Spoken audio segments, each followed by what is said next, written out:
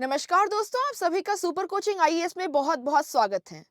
दोस्तों, आप जानते हैं रशिया यूक्रेन वॉर को चलते तकरीबन 1 साल हो चुका है और इसी बीच में दोनों कंट्रीज के बीच में काफी टेंशन्स बढ़ रही है। In fact Russia and America led NATO countries के बीच में टेंशन्स काफी ज्यादा हैं।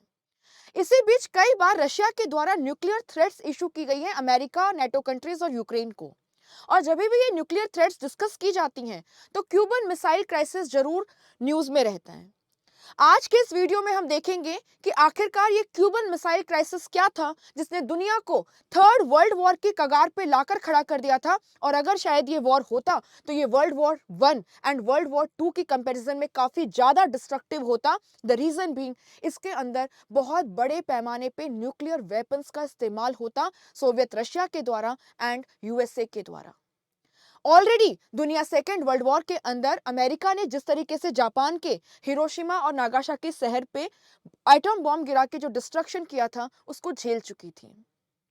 तो हम जानेंगे क्यूबन मिसाइल क्राइसिस क्या है, इसका बैकग्राउंड क्या है और साथ ही में हम जानेंगे कि क्या-क्या लेसन्स हैं जो क्यूबन मिसाइल क्राइसिस से हर कंट्री को जानने चाहिए, स्पेशली यूक्रेन एंड रशिया के इस वॉर के चलते एंड बाकी पाकिस्तान के द्वारा भी जो न्यूक्लियर थ्रेट्स इशू की जा रही हैं उनके चलते। मेरा नाम है सोनप्रिया। मैं टेक्स्ट बुक के प्लेटफॉर्म पे आपकी हिस्ट्री, आर्ट एंड कल्चर की क्लासेस लेती हूँ यूपीएससी सिविल सर्विसेज के लिए। आप मेरी क्लासेस को ज्वाइन कर सकते हैं। These are free of cost. 8:15 to 9:45 PM Monday to Friday on YouTube this channel and text book की ऐप पे Monday to Friday 3 to 3:30 PM रोज दोपहर में आप मेरे साथ जुड़ सकते हैं मास्टर क्लास के लिए। इसके अलावा बच्चों, टेलीग्राम चैनल ज्वाइन कर लीजिए। जितने भी अपने लेक्चर्स हैं इन सबका पीडीएफ आपको यहाँ मिलेगा। कोई भी एग्जाम रिलेटेड इंपॉर्टेंट अपडेट है या अपनी कोई पर्सनल क्वेरी है, आप मुझसे पूछ सकते हैं। So this is the scan code, आपको इसको स्कैन करना है एंड आप ज्वाइन कर सकते हैं। क्यूबन मिसाइल क्राइसिस को देखते हैं। यहाँ पे मेरी हर बात को बहुत ध्यान से सुनिएगा। अगर हम क्यूबा को देखें तो क्यूबा एक छोटा सा शहर है यहाँ पे, और इसी क्यूबा की अगर मैं आगे बात करूं तो ये क्यूबा स्पेन की कॉलोनी हुआ करता था अराउंड 370 ईयर्स तक, अगर 1898 से पहले आप देखें। So just before 1898 for 370 years Cuba had been a colony of Spain. But फिर क्या होता है, 1898 में यूनाइटेड स्टेट्स ऑफ अमेरिका और स्पेन का एक वॉर होता है और इस वॉर में United States of America Spain को हरा देता है। अब क्यूबा का जो कंट्रोल है वो अमेरिका के पास चले जाता है स्पेन से। 1898 से लेके 1902 तक क्यूबा मिलिट्री कंट्रोल में रहती है यूएसए के। 1902 में क्यूबा को इंडिपेंडेंट डिक्लेयर कर दिया जाता है, रिपब्लिक ऑफ क्यूबा कहा जाता है। लेकिन क्यूबा एक बहुत लंबे टाइम तक अमेरिका के एक सैटेलाइट स्टेट की तरह काम करती है, यानी कि क्यूबा का एडमिनिस्ट्रेशन, उसकी इकोनॉमी, उसकी मिलिट्री उसी तरीके से काम करेगी जो कि अमेरिका के लोगों के हित में हो। आपको एक एग्जाम्पल देते हैं। सिचुएशन कुछ ऐसी थी कि 1934 में यूएसए ने क्यूबा के साथ एक ट्रीटी साइन की और इस ट्रीटी में कहा गया कि क्यूबा के जितने भी नेवल बेसिस है उनके ऊपर यूएसए का कंट्रोल है, किसी और कंट्री को ये नेवल बेसिस इस्तेमाल करने का कोई हक नहीं है। तो इस कदर क्यूबा जो है वो यूएसए का एक सैटेलाइट स्टेट बन गया था। सिचुएशन और ज्यादा वर्स हो गई जब 1952 के अंदर बतिस्ता, जो कि एक मिलिट्री डिक्टेटर था, ये क्यूबा का हेड बन गया अमेरिका के सपोर्ट से। और यहाँ पे बतिस्ता ने अमेरिका के इशारों पे काम करना शुरू कर दिया, इतना ज्यादा कि क्यूबा की पूरी इकोनॉमी, चाहे आप शुगर इंडस्ट्री ले लीजिए, आप माइन इंडस्ट्री ले लीजिए, ऑयल इंडस्ट्री ले लीजिए, आप कैटल रैंचेस ले लीजिए, you name it, and major industries जो हैं वो अमेरिकन प्राइवेट कंपनीज के कंट्रोल में थी। ये लोग अच्छा खासा पैसा कमा रहे थे और साथ में क्यूबा की जो एलिट क्लास है वो भी। मरना किसका था? आम जनता का, कॉमन लोगों का।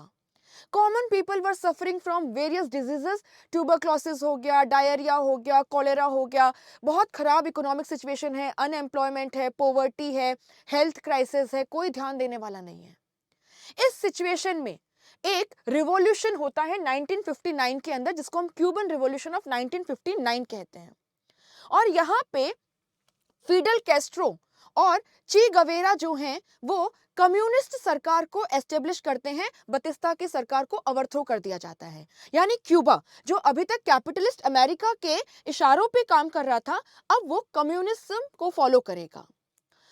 होता क्या है, जैसे ही फिडेल कैस्ट्रो पावर को अपने हाथ में लेते हैं, ये सारी इंडस्ट्रीज का नेशनलाइजेशन या राष्ट्रीयकरण करना शुरू कर देते हैं। इनडायरेक्टली अमेरिकन जो कैपिटलिस्ट हैं, प्राइवेट कंपनीज हैं, या क्यूबा के जो हाई फाई लोग हैं, उनके इंटरेस्ट पे ये एक तरीके से एक वॉर करते हैं ताकि आम जनता का ध्यान दिया जा सके। अमेरिका को जायज सी बात है, ये बात पसंद नहीं आई। उस टाइम पे आइजनहोवर जो है वो अमेरिका के प्रेसिडेंट हुआ करते थे। अमेरिका ने तुरंत क्यूबा के ऊपर इकोनॉमिक एम्बार्गो लगा दिया कि हम आपसे कोई ट्रेड नहीं करेंगे। अब क्या था कि क्यूबा क्योंकि बहुत लंबे समय तक 1902 से ही अमेरिका पे डिपेंडेंट था, तो उसका जो 2/3 एक्सपोर्ट्स या आता था, या 2/3 जो इंपोर्ट आता था क्यूबा के अंदर, वो अमेरिका से आता था। अब आपके यहाँ पे शॉर्टेजेस होने लगेंगी चीजों की, महंगाई बढ़ने लगेगी, आपकी सरकार के लिए प्रॉब्लम क्रिएट की जाने लगी। हुआ क्या, इसके बाद में जनवरी 1961 में अमेरिका में इलेक्शंस होते हैं प्रेसिडेंशियल, और नए प्रेसिडेंट बनते हैं Kennedy. John F Kennedy president बनते हैं, और ये भी आइजनहोवर जो है उनकी पॉलिसीज को कंटिन्यू रखते हैं। क्या किया जाता है यहाँ पे कहा जाता है कि आपके इकोनॉमी को हमने हर्ट करने के लिए स्टेप ले लिया है ऑलरेडी, अब हम आपको डिप्लोमेटिकली भी बहुत लॉस पहुंचाएंगे। इन्होंने क्यूबा को as a independent state recognise करना ही बंद कर दिया, सारी एम्बेसीज को क्लोज कर दिया गया, यानी बेसिकली क्यूबा के ऊपर इकोनॉमिक एंड पॉलिटिकल एम्बार्गो लगाया गया। इस के चलते टेंशंस काफी बढ़ रही थी क्यूबा के बीच में एंड यूएसए के बीच में। क्यूबा जो है कम्युनिज्म को फॉलो करता था, कोल्ड वॉर का दौर था, शीत युद्ध का, तो अमेरिका को लगता था ये सोवियत रशिया के इशारों पे फिडेल कैस्ट्रो काम कर रहे हैं। यहाँ पे जो जेएफ कैनेडी हैं, उन्होंने बहुत सारे ऐसे स्टेप्स लिए जो कहीं ना कहीं, मान लीजिए, उनकी जो ईगो को हर्ट किया था, नेशनलाइजेशन ऑफ इंडस्ट्रीज करके कैस्ट्रो ने, उसका बदला लेने के लिए किए जा रहे हों। आपको एक बताते हैं, अप्रैल 1961 की बात है, एक बहुत ही फेमस इंसिडेंट है, बे ऑफ पिग्स इन्वेजन। क्यूबा में एक बे ऑफ पिग्स है, यहाँ पे इन्वेड करने के लिए जो क्यूबन एक्साइल के अंदर कुछ लोग थे जो कि फिडेल कैस्ट्रो को हेट करते थे, उनको अमेरिका ने प्रिपेयर किया कि आप क्यूबा पे जाइए और उसको इन्वेड कीजिए, और ये सब कुछ सीक्रेटली किया जा रहा था, लेकिन ये प्लान अमेरिका का फॉइल कर दिया गया। इसके बाद में आप आइए नवंबर 1961 के अंदर, अगर आप इस टाइम पे देखें तो अमेरिका का जो CIA है, उसने एक प्राइवेट रेडियो स्टेशन जो है उसको लगाया, और इस रेडियो स्टेशन का मात्र काम था कि फिडेल कैस्ट्रो को बदनाम करना, ताकि वो मोरली जो है डाउन हो जाए, उनका जो सपोर्ट बेस है वो गिर जाए। If this was not enough, एक और काम किया गया, ऑपरेशन नॉर्दर्न वुड्स। इसमें क्या किया गया, इसमें कहा गया कि हम अमेरिका का जो प्रिजन क्यूबा में लोकेटेड है, गुंतानमो बे प्रिजन, इसके ऊपर अटैक करवाते हैं, और अटैक अमेरिका करेगा, ब्लेम क्यूबा पे डाल दिया जाएगा, और इनडायरेक्टली कहेंगे कि क्यूबा ने अमेरिका की प्रिजन फैसिलिटीज पे अटैक करके अमेरिका पे अटैक किया है, इसलिए अमेरिका मोरली करेक्ट है अगर वो क्यूबा पे इन्वेजन करता है। तो इस तरीके से अमेरिका के जॉन एफ कैनेडी जो है वो बहुत सारे प्लान्स बना रहे थे, इविल प्लान्स। इनफैक्ट यहां तक प्लान बनाया गया कि क्यों ना हम खुद की अमेरिका के सिटीज पे टेररिस्ट अटैक करें और इसका ब्लेम क्यूबा पे डालें और क्यूबा को फिर इन्वेड करें।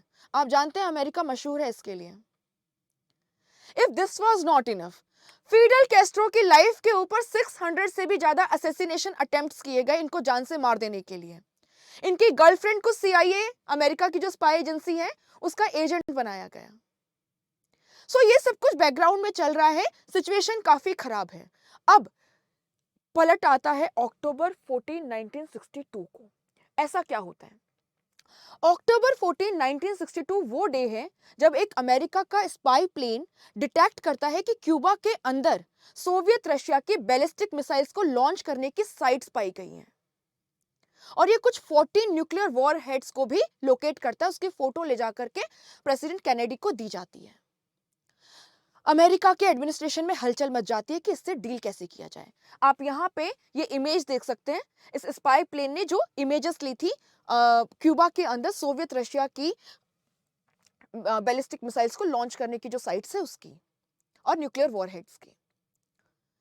अब यहाँ पे क्या हुआ, यहाँ पे कैनेडी जो है उन्होंने एक मीटिंग बुलवाई। इस मीटिंग के अंदर एग्जीक्यूटिव कमिटी ऑफ आपकी जो नेशनल सिक्योरिटी काउंसिल है, एक्सकॉम, इसके मेंबर्स प्रेजेंट थे।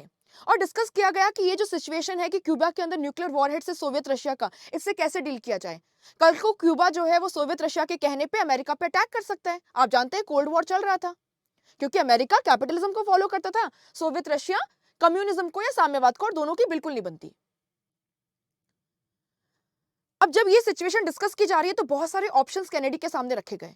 कुछ लोगों ने कहा यार कुछ करने की जरूरत नहीं है, 40 न्यूक्लियर वॉरहेड्स जो डिटेक्ट हुए हमारे पास बहुत ज्यादा है इसकी कंपैरिजन में। कुछ लोगों ने कहा कि डायरेक्टली क्यूबा को इन्वेड कर देना चाहिए। कुछ लोगों ने कहा कि चलो एक बार कैस्ट्रो को वार्निंग इशू करते हैं कि आप जो यहाँ पे सोवियत रशिया के न्यूक्लियर वॉरहेड्स है इसको वापस कर दीजिए, अदरवाइज हम इन्वेड कर देंगे। सो ये सब कुछ जो है ये डिस्कशन किया जा रहा है। इसके बीच में डिसाइड किया जाता है कि चलो एक काम करते हैं, एक लिमिटेड स्केल पे, है ना, एक लिमिटेड स्केल पे नेवल ब्लॉकेड कर दिया जाए कि क्यूबा के आसपास का जो पानी है उसको पूरा आप घेर लीजिए, ताकि कोई भी शिप जो है वो अमेरिकन शिप्स की परमिशन के बिना क्यूबा के इस स्पेस में एंटर ना कर पाए। अब क्योंकि ये सब कुछ इंटरनेशनल वाटर्स में हो रहा था तो एक तरीके से अमेरिकन एग्रेशन यहाँ पे दिखता। तो अमेरिकन प्रेसिडेंट ने इसको क्या कहा, इसको कहा उन्होंने कि हम एक क्वारंटाइन करेंगे, क्यूबा के अराउंड एक क्वारंटाइन करेंगे। आप इस इमेज में देख सकते हैं, this is United States of America, ये क्यूबा है और यहाँ पे ये सोवियत रशिया के न्यूक्लियर वॉरहेड्स हैं। इनके आसपास एक न्यूक्लियर नेवल ब्लॉकेड कर दिया गया कि कोई भी इनकी परमिशन के बिना क्यूबा नहीं पहुंच पाएगा। टेंशंस बहुत ज्यादा बढ़ गई सोवियत रशिया के बीच में और अमेरिका के बीच में। आप यहां न्यूज में देख सकते हैं, US imposes arms blockade on Cuba on finding of offensive missile sites, Kennedy ready for Soviet showdown. ये न्यूज जो है आपकी ये अक्टूबर 23 1962 की है। सो 22 अक्टूबर को पब्लिकली कैनेडी ने ये डिक्लेयर किया और न्यूज़पेपर्स ने इसको नेक्स्ट डे कवर किया। अब यहाँ पे सोवियत रशिया जो है उसके प्रेसिडेंट जो है वो ख्रुश्चेव हुआ करते थे, वो बैठे तो नहीं रहेंगे। उन्होंने कहा कि आप किस मुंह से ये कह रहे हो कि हम ब्लॉकेड लगाएंगे, हम आपके ब्लॉकेड को नहीं मानते हैं। आप कह रहे हो क्यूबा में हमने मिसाइल्स प्लांट की है, आपने भी तो टर्की के अंदर मिसाइल्स प्लांट की है, इटली के अंदर मिसाइल्स प्लांट की हुई है जो सोवियत रशिया के ऊपर कभी भी लॉन्च की जा सकती है, आप भी उसको रिमूव कीजिए। और इसके चलते क्या हुआ, दोनों के बीच में काफी जो है वो कहासुनी होने लगी। इसी बीच रशिया की जो शिप्स हैं वो आगे बढ़ती रही, जैसा कि आप देख सकते हो, यानी माहौल काफी गर्म है। अब यहाँ पे अमेरिकन शिप्स जो है उन्होंने इनको चेक किया कि, क्योंकि ये लोग कुछ हार्मफुल वेपन्स नहीं लेके आ रही थी, तो इनमें से कुछ को अंदर आने दिया, कुछ जो है वो वापस लौट गई सोवियत रशिया की शिप्स। यानी माहौल गर्म है, लेकिन सब कोई जो है बहुत फूक फूक के कदम रख रहे हैं, क्योंकि ऑलरेडी हम सेकेंड वर्ल्ड वॉर में एटॉमिक बॉम्ब से नुकसान को देख चुके थे और कोई भी इसको करने से पहले एक बार जरूर सोचेगा। तो ये सब कुछ चल रहा है। इसी बीच में अक्टूबर 26 को क्या होता है, अक्टूबर 26 को कैनेडी जो हैं वो कहते हैं कि सब लोग अपने जो न्यूक्लियर वेपन्स हैं उनको अलर्ट पे कर दीजिए, उनका अपलोडिंग शुरू कर दीजिए, हम लोग क्यूबा पे इन्वेजन की तैयारी करेंगे।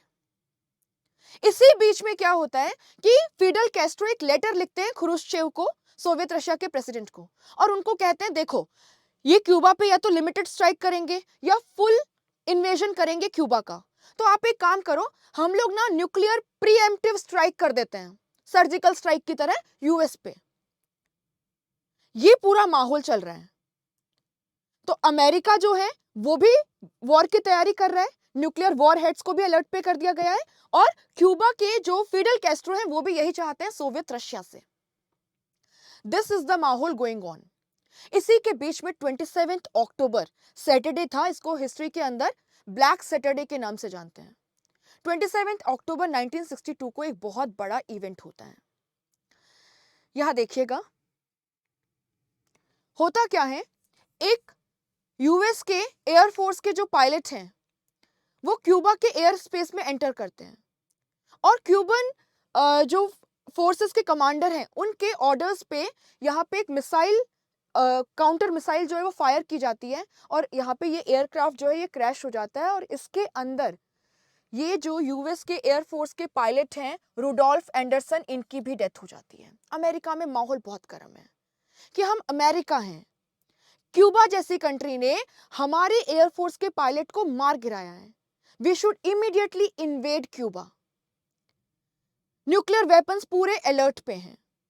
दूसरी तरफ इसी दिन एक और इवेंट होता है। होता क्या है, एक रशियन सबमरीन जो है B-59, इसको अमेरिकन जो एयरप्लेन्स हवा के अंदर थे वो डिटेक्ट कर लेते हैं और ये यहां पे इसकी बॉम्बिंग करनी शुरू कर देते हैं। अब ये जो न्यूक्लियर सबमरीन है इसमें न्यूक्लियर वॉरहेड्स तो प्रेजेंट थे। इस शिप का जो कमांडर है वो कहता है कि चलो इमीडिएटली ना हम भी काउंटर स्ट्राइक करते हैं। वॉर शायद डिक्लेयर हो चुका है क्योंकि इनका बाहर किसी से भी कम्युनिकेशन करना अलाउड नहीं था। सिचुएशन काफी टेंस्ड थी, तो उन्होंने कहा चलो हम भी क्या करते हैं, हम भी न्यूक्लियर वेपन्स लॉन्च कर देते हैं। हम मरेंगे तो मरेंगे, वॉर ऑलरेडी स्टार्ट हो चुका है, लेकिन हम इनको भी जिंदा नहीं छोड़ेंगे। लेकिन सिचुएशन संभाल लेते हैं यहाँ पे मौजूद एक और ऑफिसर वासिली आर्किपोव। वो अपने ऑफिसर से कहते हैं कि यार देखो, संयम से काम लेते हैं, हम लोग सरेंडर कर देते हैं और ये न्यूक्लियर सबमरीन जो है ये पानी के ऊपर आ जाती है। ये पानी के ऊपर आ जाती है और पानी के ऊपर आते से ये लोग क्या कहते हैं कि चलो ठीक है, शांति से थोड़ा सा डील करने की कोशिश करते हैं। यानी कोई भी अभी अटैक नहीं कर रहा है, जबकि माहौल बहुत गर्म है। 2 इवेंट हो चुके हैं। इसी बीच में 28 अक्टूबर को खुरुश्चेव का एक लेटर मिलता है कैनेडी को। बैक चैनल डिप्लोमेसी का पूरा इस्तेमाल हो रहा था, सब अपने अपने लेवल पे डील कर रहे थे। इस लेटर में खुरुश्चेव कहते हैं कि अगर अमेरिका ये प्रॉमिस करे कि वो क्यूबा पे कभी अटैक नहीं करेगा तो हम अपने न्यूक्लियर वॉरहेड्स को रिमूव कर लेंगे, लेकिन आपको भी टर्की और इटली से आपके जो न्यूक्लियर हेड्स हैं वो वापस लेने होंगे, न्यूक्लियर वॉरहेड्स को। अमेरिका कहता हम कर लेंगे, लेकिन हम पब्लिकली इसको डिक्लेयर नहीं करेंगे कि हम टर्की से और इटली से न्यूक्लियर वॉरहेड्स को रिमूव कर रहे हैं।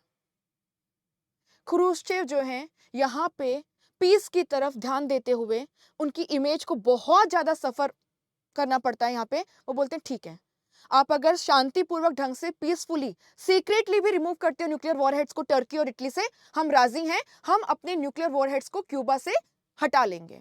दूसरे दिन न्यूज़पेपर्स ने इसको कवर किया अक्टूबर 29, 1962 को।